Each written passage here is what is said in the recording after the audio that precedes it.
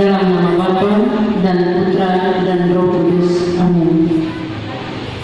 Selamat pagi Allah Tritunggal kami, yaitu Bapa, Putra, dan Roh orang tua telah senang bersama dengan Tuhan dan mengantara kami.